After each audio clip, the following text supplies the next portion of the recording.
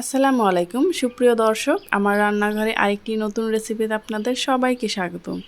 আশা করি এই গরমে সবাই ভালো নেই, তবুও ভালো থাকার সবাই একটু চেষ্টা করছি। তা চলুন, এই গরমে এরকম একটা লাউ ডাল থাকলে কিন্তু আর কোনো কিছুরই প্রয়োজন হবে না, সাথে কিন্তু শরীরও ঠান্ডা হয়ে যাবে, মাথাও ঠান্ডা থাকবে।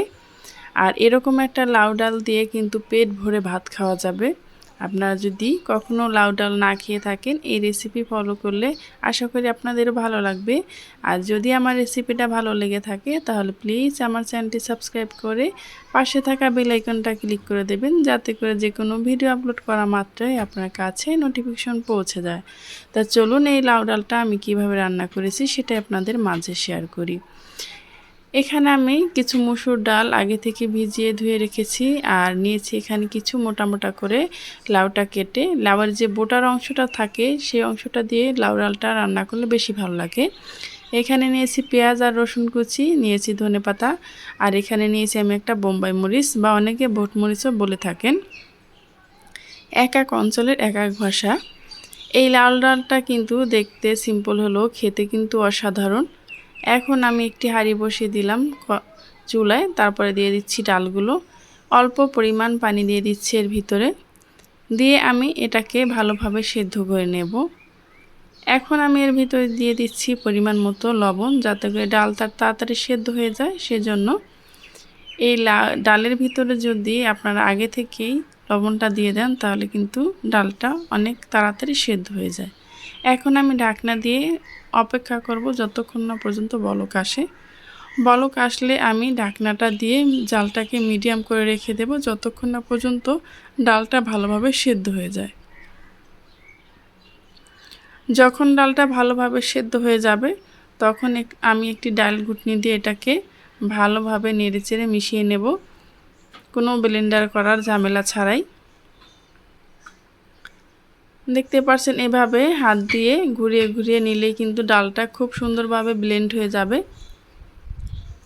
এখন আমি এর ভেতরে দিয়ে দেব পরিমাণ মতো হলুদ, তারপর দিয়ে দেব পর্যাপ্ত পরিমাণ পানি। আর এই লাউ ডালটা একটু ঘন ঘন খেতেই ভালো লাগে, সেই জন্য যেদিন আপনারা লাউ ডালটা রান্না করবেন সেই সময় কিন্তু একটু ডালের পরিমাণটা বেশিয়ে নেবেন। এখন আমি পানি দিয়ে এটাকে রান্না করে নেব যতক্ষণ না পর্যন্ত বলক আসবে। আমি একটু ঢাকনা দিয়ে ঢেকে রেখে দেব, তাড়াতাড়ি বলক উঠে আসবে। সেই জন্য আবার আমি ডাল ঘুটনি দিয়ে একটু ভালোভাবে মিশিয়ে নিচ্ছি ডালটাকে। এখন ঢাকনা দিয়ে বলক ওঠা পর্যন্ত অপেক্ষা করেছি। এখন আমি 2 মিনিট ডালটাকে রান্না করে তারপর যে লাউটাকে আমি কেটে রেখেছিলাম সেই লাউটা এখন এর ভিতরে দিয়ে দিচ্ছি।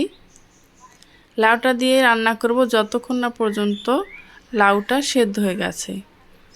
যখন 80% লাউ সেদ্ধ হয়ে গেছে তখন এর ভিতরে আমি যে বোম্বাই মরিচ বা ভোট মরিচ সেটা দিয়ে দেব লাস্ট পর্যায়ে। তাহলে কী হবে, সুন্দর একটা ফ্লেভার লাউয়ের সাথে থাকবে।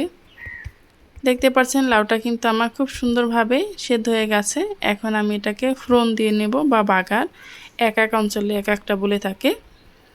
প্রথমে আমি অল্প পরিমাণ কিছু কালো জিরা দিয়ে দিচ্ছি। এই কালো জিরাটা খুব সুন্দরভাবে যখন ভাজা হয়ে আসবে তখন দিয়ে দেব তেল।